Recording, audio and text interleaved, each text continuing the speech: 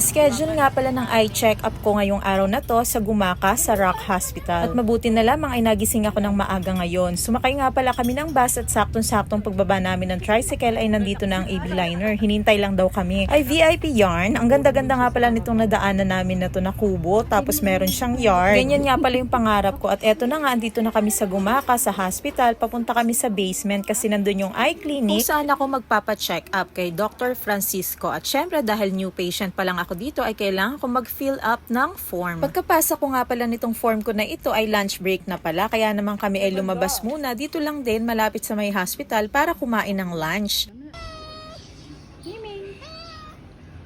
Pork steak nga pala yung inulam ko at hati kami ni Miming. Pagkatapos ng 1 hour ay pabalik na kami sa eye center at hinihintay na lamang na tawagin yung pangalan ko. At eto na, finally, my turn. Kinakabahan nga pala ako dyan sa part na yan kasi nga natatakot ako na baka mamaya retinal detachment pala itong nararamdaman ko. At thanks God, hindi naman pala. Multifocal choroiditis nga pala yung finding dyan sa akin ng doktor pero meron pa akong pangalawang check-up na gagawin sa Lucena City para i-confirm kung yun nga talaga yung condition ng mata ko. At silaw na silaw nga pala ako dyan. Kaya naman kami ay papunta ngayon ng McDonald's para naman kumain. Syempre walang McDonald's sa bayan ng Lopez kung hindi Jollibee lang. Kaya naman sinamantala na namin ang pagkakataon.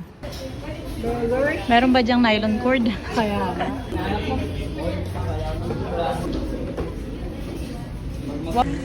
Try. Minsan lang maggumaka. Tendera yarn. Pabili nga po ng pinagong. At meron pa nga palang Tianggi dito sa Gumaka, Quezon. Hindi ko nga lang alam kung kailan ang fiesta dito, kung tapos na ba o magpe-fiesta pa lang. At kami nga ay napabili na. open therapy daw nga niya yun. Sabi niya, tita alam mo po, gusto ko yung may ginagawa. Maganda rin to. May buhok. Pwede. Ay, pusa ka.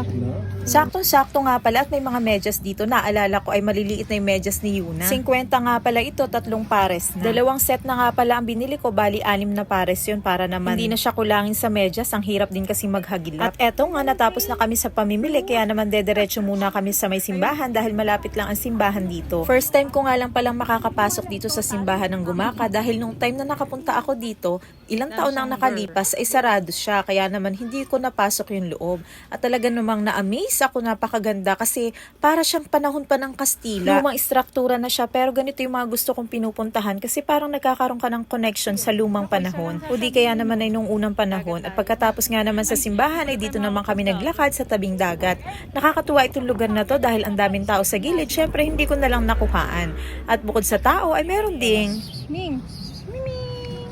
Pusa lang nakain ng Uy, si Kubid ah! Lagi. At matapos ang paglalakad namin dito sa tabing dagat ay naghintay na kami ng aming sasakyan para makauwi ng Lopez.